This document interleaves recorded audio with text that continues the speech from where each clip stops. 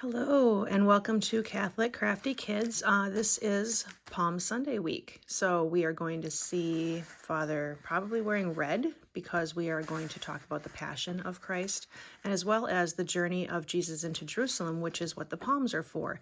They signify or remind us of the time when he's riding through into Jerusalem on the small donkey, the colt, and everyone was so excited to see him that they laid down palms in the street in their coats so that he wouldn't get muddy on the way in. And boy, how quickly the mood changed, right? So we hear the Passion after that, and we can kind of remind ourselves that, moods can change, but we should always be willing to go back and reconcile with people if we get angry with them. That's a good one to remember with your siblings, kiddos. All right, so on to what can we do with palms other than smack each other with them? Hopefully we're not doing that in church.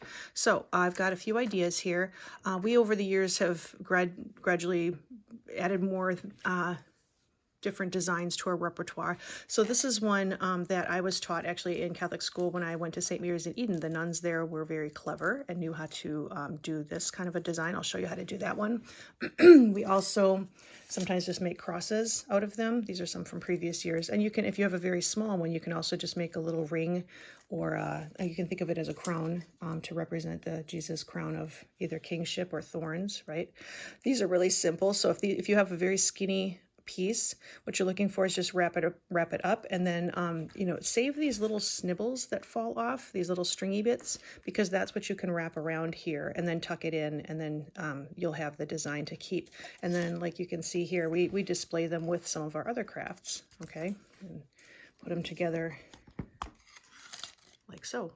All right, so what we'll do is I'll go over a couple different designs, and also if you ever get a triple, you can braid just like you would with hair, and I'll show you a twist on that here for our first one. So a lot of the palms you'll get will be a single strip, or if they're a double strip, this is what you're looking for, is the double strip that are kind of attached together at the bottom. That really helps.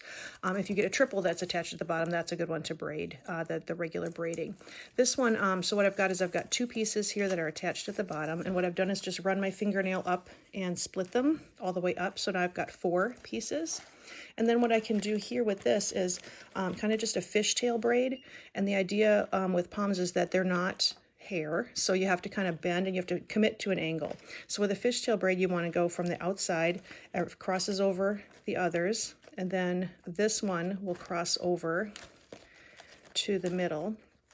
Okay, leave this one on the end ready to go again. So everyone, you'll always be taking the one on the edge from one side and then from the other side, and just kind of leaving that last one to be the next one to cross over. Okay, oops, try that again. So over to the middle here, and then over to the middle here.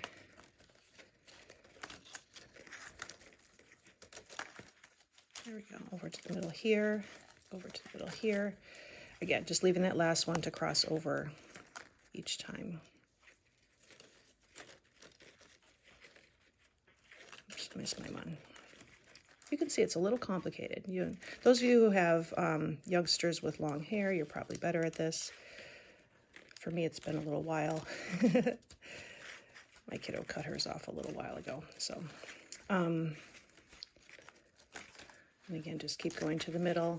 And you can see it'll kind of start to curl, and with a regular braid it will do the same, and that's fine.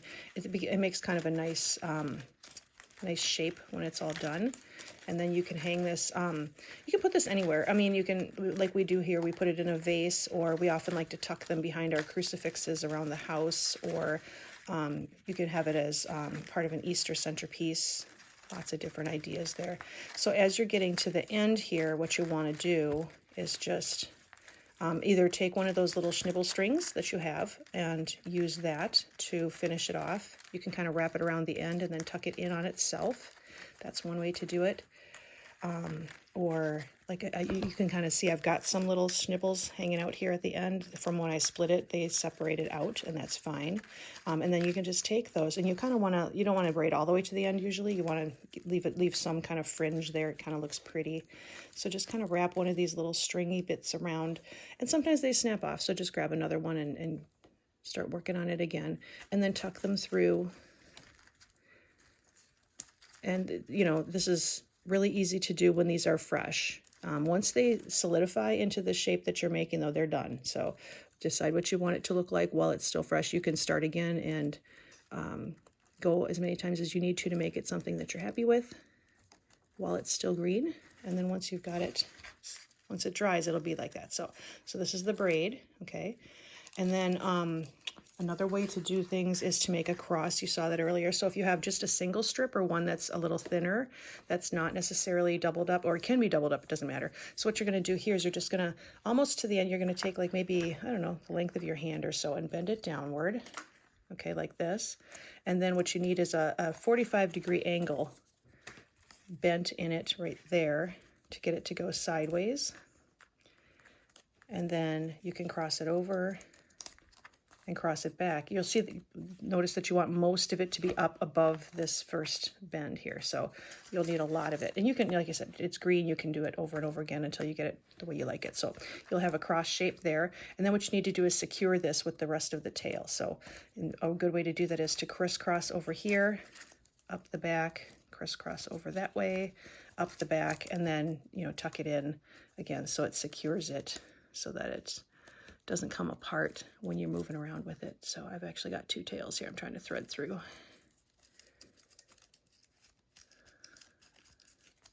So just like so. And then if you want to, you know, tuck this in more so that it's not hanging out, that's up to you. You can kind of just play with it until you're happy with it. So there's the cross idea. So we've got braid, we've got cross. And so, and then again, this one is really easy to do. Like I said, just with a little strip, make it go around, and then another strip weaves in and out, around and around and around, and then tuck it in at the end there so that you've got it solidified. And again, if you've got little schnibbles left over from different other projects that you did with palms, sometimes we just recycle those and we make new ones like this too. So, all right, and now the big one. So this one, ideal is if you've got, again, 2 or 4 that are already attached to each other. Don't split too far down. Leave a lot of tail on this because there's as you weave, you're going to have a lot of pressure here, and you probably will split a little farther back, but you want that end attached if you can. This one was from a couple years ago. I didn't have one that was attached to itself. I just grabbed a couple that needed to put them together. So what I did is I put a split in the bottom here, and I kind of weaved them together with each other in between one another. So split it and fed them through each other, so I had a strong base to start with. That's an option if you can't find a palm that is like you'd like it to be. So again, so this one here, split it down. I've got the 2 pieces, so each of those 2 now I'm going to split in one more time. So again, just get them started. They go pretty quick when you go all the way up. Okay, so what we need to do to get this shape going is we need 2 going one direction and 2 going another. And what's hard about that is that it starts out all going the same direction. So what you'll need to do is you'll need to get 1 going forward, 1 going back, like that. Okay, and then you'll want 1 to go up and over, and you'll need like a weave going here. So to get started, the hardest part about this one is getting it started. Let me see if I've got this. So I want to go 1, 2, and then 3. Okay, so you've got 3 going like this. 1, 2, 3. So over each one over the top of the last one, and then that 4th one comes over this one and under, so it tucks in that original, the loop from the very first one that you did.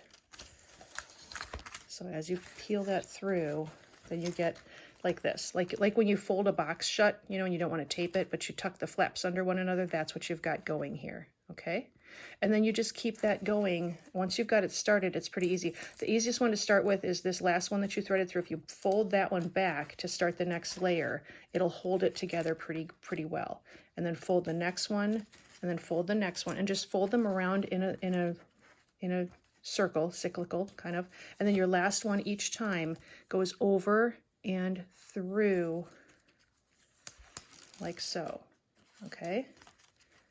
And then you'll have that weave again. Okay, you can kind of see it's starting to look cool. So again, the last one to be threaded is a good place to start. So, and notice that you're going, I usually go counterclockwise, then clockwise, and so forth. And so there's 1 bending, 2 bending, 3 bending, and then this one, and this one kind of split quite heavily on the end. So it's not the easiest one to thread through, but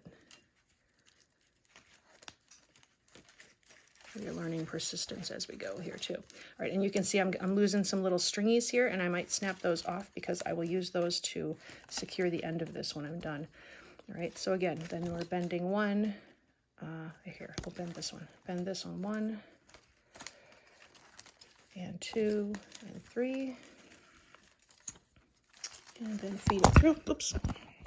Sorry about that, everybody.